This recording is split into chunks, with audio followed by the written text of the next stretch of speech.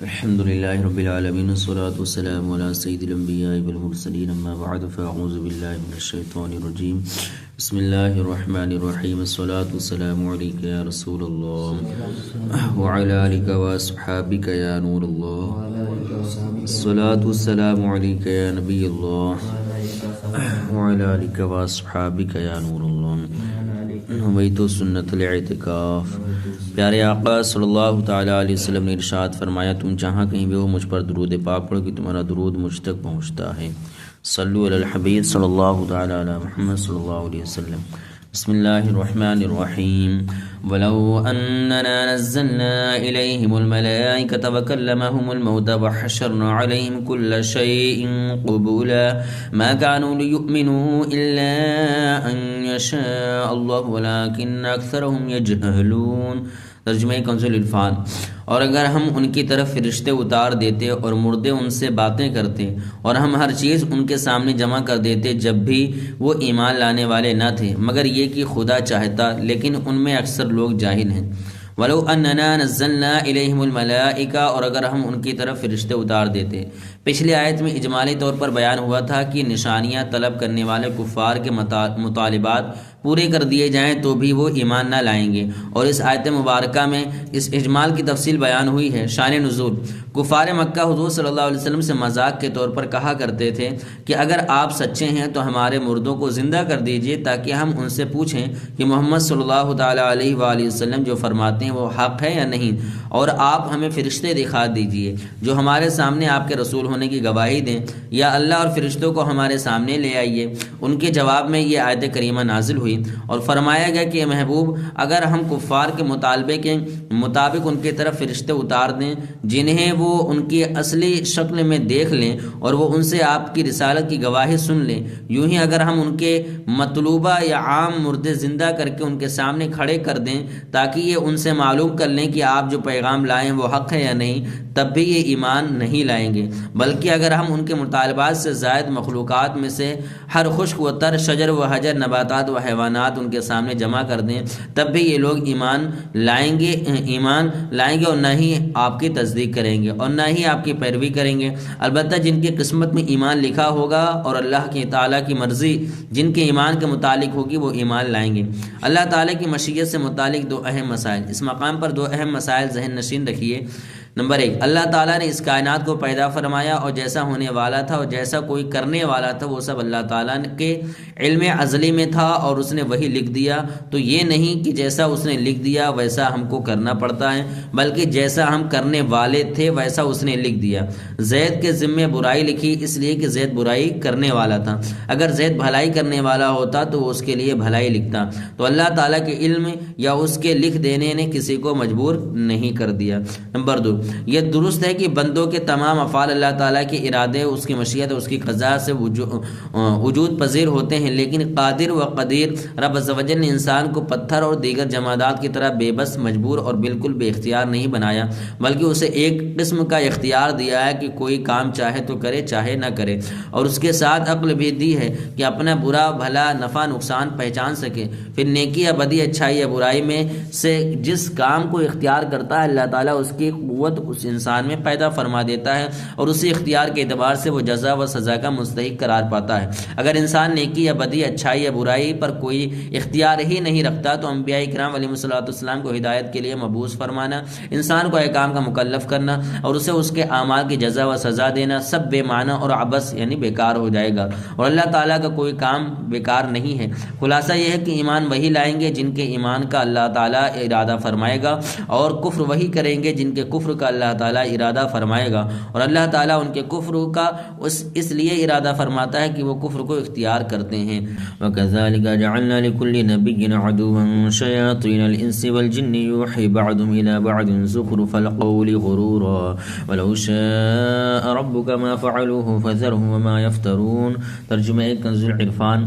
اور اسی طرح ہم نے ہر نبی کا دشمن بنایا انسانوں اور جنوں کے شیطانوں کو، ان میں ایک دوسرے کو دھوکہ دینے کے لیے بناوٹی باتوں کے وسوسے ڈالتا ہے، اور اگر تمہارا رب چاہتا تو وہ ایسا نہ کرتے تو تم انہیں اور ان کی بناوٹی باتوں کو چھوڑ دو۔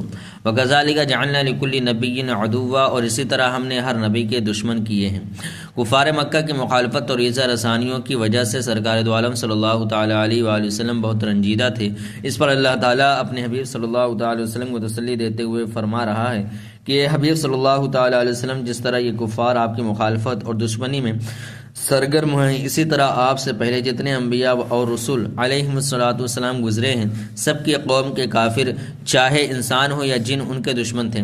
کفار کی انبیاء و رسول علیہم السلام سے عداوت اور مخالفت ہماری طرف سے ایک آزمائش ہے، تاکہ انبیاء و مرسلین علیہم السلام اس پر صبر کر کے اجر عظیم حاصل کریں۔ لہٰذا آپ اپنی قوم کی مخالفت اور عداوت سے رنجیدہ خاطر نہ ہوں۔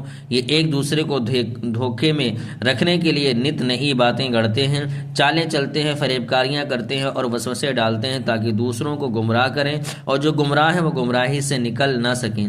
نیز یہاں بھی ملحوظ خاطر رہے کہ اگر اللہ عز و جل چاہتا تو وہ ایسا نہ کرتے، لیکن اللہ تعالیٰ اپنی حکمت سے نظام کائنات چلا رہا ہے، اور کفر و ایمان، خیر و شر دونوں کے مد مقابل رہنے میں اس کی حکمتیں ہیں۔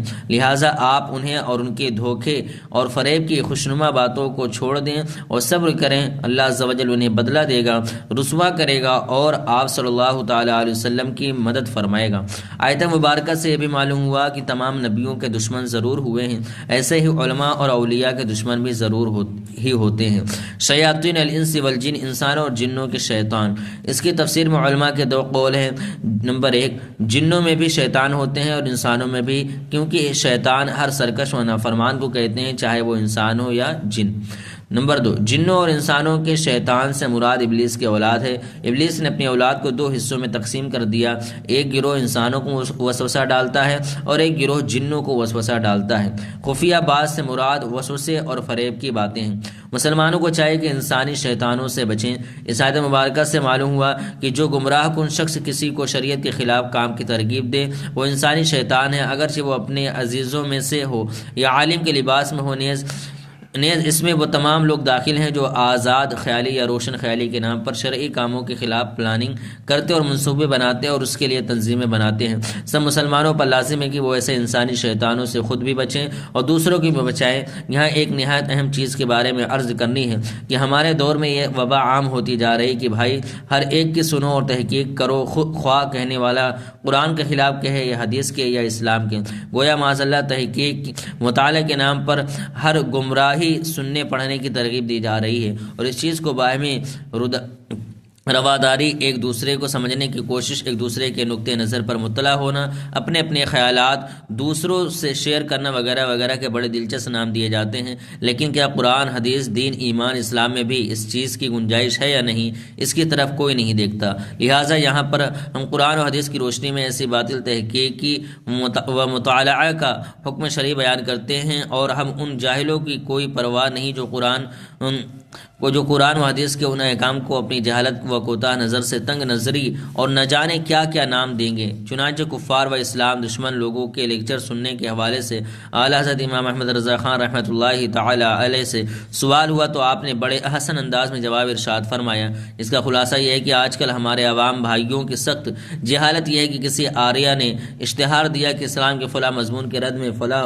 وقت لیکچر دیا جائے گا، یہ سننے کے لیے دوڑے جاتے ہیں۔ کسی پادری نے اعلان کیا کہ نصرانیت کے فلاں مضمون کے ثبوت میں فلاں وقت ندا ہوگی، یہ سننے کے لیے دوڑے جاتے ہیں۔ بھائیو، تم اپنے نفع نقصان کو زیادہ جانتے ہو یا تمہارا رب عز و جل، تمہارے نبی صلی اللہ علیہ وسلم؟ ان کا حکم تو یہ ہے کہ شیطان تمہارے پاس وسوسہ ڈالنے آئے تو سیدھا جواب یہ دے دو کہ تو جھوٹا ہے، نہ یہ کہ تم آپ دوڑ کے ان کے پاس جاؤ اور اپنے رب عز و جل، اپنے قرآن اور نبی صلی اللہ علیہ وسلم کی شان میں ملعون کلمات سنو۔ تم قرآن مجید کی اسی آیت کا آخری حصہ اور اس کے متصل کی آیات کریمہ تلاوت کرتے جاؤ اور دیکھو قرآن عظیم تمہاری اس حرکت کی کیسی کیسی شناعتیں بتاتا اور ان ناپاک لیکچروں نداؤں کی نسبت تمہیں کیا کیا ہدایت فرماتا ہے۔ چنانچہ اس آیت کے آخر میں ارشاد ہوتا ہے وَلَوْ شَاءَ رَبُّكَ مَا فَعَلُوهُ فَذَرْهُمْ وَمَا يَفْتَرُونَ، اور تیرا رب چاہتا تو وہ یہ دھوکے کے بناوٹ کی باتیں نہ بناتے پھرتے، تو انہیں اور ان کے بہتانوں کو ایک لخت چھوڑ دے۔ دیکھو اس آیت میں اللہ تعالیٰ نے انہیں اور ان کی باتوں کو چھوڑنے کا حکم فرمایا یا ان کے پاس سننے کے لیے دوڑنے کا، اور اس کے آگے کی آیت میں بھی اللہ تعالیٰ نے ارشاد فرمایا صلو علی وَلِتَصْغَى إِلَيْهِ أَفْئِدَةُ الَّذِينَ لَا يُؤْمِنُونَ بِالْآخِرَةِ وَلِيَرْضَوْهُ وَلِيَقْتَرِفُوا مَا هُمْ مُقْتَرِفُونَ، اور اس لیے کہ ایسے لوگوں کے دل اس کی طرف کان لگائیں جنہیں آخرت پر ایمان نہیں، اور اسے پسند کریں اور جو کچھ ناپاکیاں وہ کر رہے ہیں یہ بھی کرنے لگیں۔ دیکھو ان کفار و نافرمان لوگوں کی باتوں کی طرف کان لگانا ان لوگوں کا کام بتایا جو آخرت پر ایمان نہیں رکھتے، اور اس کا نتیجہ یہ فرمایا کہ ملعون باتیں ان پر اثر کر جائیں اور یہ بھی ان جیسے ہو جائیں۔ لوگ اپنی جہالت سے گمان کرتے ہیں کہ ہم اپنے دل سے مسلمان ہیں، ہم پر ان کا کیا اثر ہوگا، حالانکہ رسول اللہ صلی اللہ تعالیٰ علیہ وآلہ وسلم فرماتے ہیں جو دجال کی خبر سنے اس پر واجب ہے کہ اس سے دور بھاگے، کہ خدا کی قسم آدمی اس کے پاس جائے گا اور یہ خیال کرے گا کہ میں تو مسلمان ہوں، یعنی مجھے اس سے کیا نقصان پہنچے گا، وہاں اس کے دھوکوں میں پڑ کر اس کا پیر ہو جائے گا، اس کا پیرو ہو جائے گا۔ کیا دجال ایک اسی اخبث دجال کو سمجھتے ہو جو آنے والا ہے؟ ایسا ہرگز نہیں ہے، بلکہ تمام گمراہوں کے داعی منادی سب دجال ہیں، اور سب سے دور بھاگنے ہی کا حکم فرمایا اور اس میں یہی اندیشہ بتایا ہے۔ رسول اللہ صلی اللہ تعالیٰ علیہ وآلہ وسلم فرماتے ہیں آخر زمانے میں دجال کذاب لوگ ہوں گے کہ وہ باتیں تمہارے پاس لائیں گے جو نہ تم نے سنی نہ تمہارے باپ دادا نے، تو ان سے دور رہو اور انہیں اپنے سے دور رکھو، کہیں وہ تمہیں گمراہ نہ کر دیں، کہیں تمہیں فتنے میں نہ ڈال دیں۔ اور سنیے اس کے بعد کی آیات میں فرماتا ہے افغیر اللہ ابتغی حکما وهو الذی انزل الیکم الکتاب مفصلا والذین آتیناہم الکتاب یعلمون انہ منزل من ربک بالحق فلا تکونن من الممترین وتمت کلمۃ ربک صدقا وعدلا لا مبدل لکلماتہ وهو السمیع العلیم وان تطع اکثر من فی الارض يضلوك عن سبيل الله إن يتبعون إلا الظن وإن هم إلا يخرصون إن ربك هو أعلم من يضل عن سبيله وهو أعلم بالمهتدين۔ تو کیا اللہ کے سوا کوئی اور فیصلہ کرنے والا ڈھونڈو، حالانکہ اس نے مفصل کتاب تمہاری طرف اتاری اور اہل کتاب خوب جانتے ہیں کہ وہ تیرے رب کے پاس سے حق کے ساتھ اتری، تو خبردار تو شک نہ کرنا، اور تیرے رب کی بات سچ اور انصاف میں کامل ہے، کوئی اس کی باتوں کا بدلنے والا نہیں، اور وہ سنو و دانا ہے، اور زمین والوں میں زیادہ وہ ہیں کہ تو ان کی پیروی کرے تو وہ تجھے خدا کی راہ سے بہکا دیں، وہ تو گمان کے پیرو ہیں اور نری اٹکلیں دوڑاتے ہیں، بے شک تیرا رب خوب جانتا ہے کہ کون اس کی راہ سے بہکے گا، اور وہ خوب جانتا ہے ہدایت پانے والوں کو۔ یہ تمام آیت کریمہ انہی مطالب کے سلسلے میں بیان ہوئیں، گویا ارشاد ہوتا ہے کہ تم جو ان شیطان آدمیوں کی باتیں سننے جاؤ، کیا تمہیں یہ تلاش ہے کہ دیکھیں اس مذہبی اختلاف میں یہ لیکچر آریہ منادی کیا فیصلہ کرتا ہے؟ ارے خدا سے بہتر فیصلہ کس کا؟ اس نے مفصل کتاب قرآن عظیم تمہیں عطا فرما دی، اس کے بعد تم کو کسی لیکچر ندا کی کیا حاجت ہے؟ لیکچر والے جو کسی دینی کتاب کا نام نہیں لیتے کس گنتی شمار میں ہیں؟ یہ کتاب والے دل میں خوب جانتے ہیں کہ قرآن حق ہے، مگر تعصب کی پٹی ان کی آنکھوں پر بندھی ہے کہ ہٹ دھرمی سے مکر جاتے ہیں، تو تجھے کیوں شک پیدا ہوا کہ ان کی سننا چاہیے؟ تیرے رب کا کلام صدق و عدل میں بھرپور ہے، کل تک جو اس پر تجھے کامل یقین تھا آج کیا اس میں فرق آیا کہ اس پر اعتراض سننا چاہتا ہے؟ کیا خدا کی باتیں کوئی بدل سکتا ہے؟ یہ نہ سمجھنا کہ میرا کوئی مقال یعنی قول کوئی خیال خدا سے چھپ رہا ہوگا، وہ سنتا جانتا ہے۔ دیکھ اگر تو نے اس کی سنی تو وہ تجھے خدا کی راہ سے بہکا دیں گے۔ اے نادان، تو کیا یہ خیال کرتا ہے کہ ان گمراہ لوگوں کا علم دیکھو دیکھوں کہ کہاں تک ہے یہ کیا کہتے ہیں، ارے ان کے پاس علم کہاں، وہ تو اپنے اوہام کے پیچھے لگے ہوئے اور نری اٹکلیں دوڑاتے ہیں جن کا تھل نہ بیڑا۔ جب اللہ واحد قہار کی گواہی ہے کہ ان کے پاس نری محمل اٹکلوں کے سوا کچھ نہیں، تو ان کو سننے کی کیا معنی؟ سننے سے پہلے وہ کہہ دے جو تیرے نبی صلی اللہ علیہ وسلم تعلیم فرمائے کہ شیطان تو جھوٹا ہے، اور اس گھمنڈ میں نہ رہنا کہ مجھ کو کیا گمراہ کریں گے، میں تو راہ پر ہوں۔ تیرا رب خوب جانتا ہے کہ کون اس کی راہ سے بہکے گا اور کون راہ پر ہے۔ اگر تو پورا راہ پر ہوتا تو بے راہوں کے سننے ہی کیوں جاتا؟ حالانکہ تیرا رب فرما چکا چھوڑ دے انہیں اور ان کے بہتانوں کو۔ تیرے نبی صلی اللہ علیہ وسلم فرما چکے ان سے دور رہو اور ان کو اپنے سے دور کرو، کہیں وہ تم کو بہکا نہ دیں، کہیں وہ تم کو فتنے میں نہ ڈال دیں۔ بھائیوں، ایک سہل بات ہے، اس پر غور فرما لو۔ تم اپنے رب عز و جل، اپنے قرآن اور اپنے نبی صلی اللہ علیہ وسلم پر سچا ایمان رکھتے ہو یا معاذ اللہ اس میں کچھ شک ہے؟ اور جسے شک ہو اسے اسلام سے کیا علاقہ یعنی تعلق؟ وہ ناحق اپنے آپ کو مسلمان کہہ کر مسلمانوں کو کیوں بدنام کرے؟ اور اگر سچا ایمان ہے تو اب یہ فرمائیے کہ ان کے لیکچروں نداؤں میں آپ کے رب عز و جل، قرآن، نبی صلی اللہ علیہ وسلم اور ایمان کی تعریف ہوگی یا مذمت؟ ظاہر ہے کہ دوسری ہی صورت ہوگی، اور اسی لیے تم کو بلاتے ہیں کہ تمہارے منہ پر تمہارے خدا، نبی، قرآن اور دین کی توہین و تکذیب کریں۔ اب ذرا غور کر لیجئے کہ ایک شریر نے زید کے نام اشتہار دیا کہ فلاں وقت فلاں مقام پر میں بیان کروں گا کہ تیرا باپ حرامی بچہ اور تیری ماں زانیہ تھی۔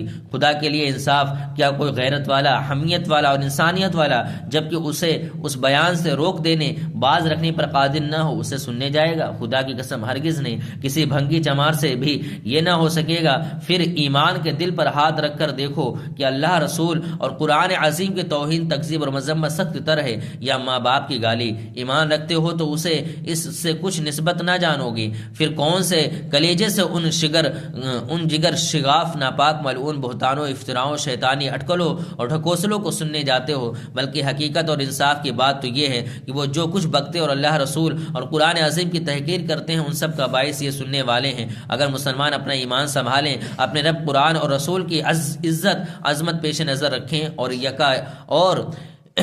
ایکا کر لیں کہ وہ خبیث لیکچر، گندی ندائیں سننے کوئی نہ جائے گا جو وہاں موجود ہو، وہ بھی فوراً وہی مبارک ارشاد کا کلمہ کہہ کر کہ تو جھوٹا ہے چلا جائے گا، تو کیا وہ دیواروں پتھروں سے اپنا سر پھوڑیں گے؟ تو تم سن کر کہلواتے ہو، نہ تم سنو نہ وہ کہیں، پھر انصاف کیجئے کہ اس کہنے کا وبال کس پر ہوا؟ علماء فرماتے ہیں ہٹے کٹے نوجوان تندرست جو بھیک مانگنے کے عادی ہوتے ہیں اسی کو اپنا پیشہ بنا لیتے ہیں، انہیں دینا ناجائز ہے کہ اس میں گناہ پر شہدینی ہے، لوگ نہ دیں تو جھک مارے اور محنت مزدوری کرے۔ بھائیوں، جب اس میں گناہ کی امداد ہے تو اس میں تو کفر کی مدد ہے۔ قرآن عظیم کی نص قطعی نے ایسی جگہ سے فوراً ہٹ جانا فرض کر دیا اور وہاں ٹھہرنا فقط حرام ہی نہ فرمایا بلکہ سنو تو کیا ارشاد کیا؟ اللہ عز و جل فرماتا ہے وَقَدْ نَزَّلَ عَلَيْكُمْ فِي الْكِتَابِ أَنْ إِذَا سَمِعْتُمْ آيَاتِ اللَّهِ يُكْفَرُ بِهَا وَيُسْتَهْزَأُ بِهَا فَلَا تَقْعُدُوا مَعَهُمْ حَتَّى يَخُوضُوا فِي حَدِيثٍ غَيْرِهِ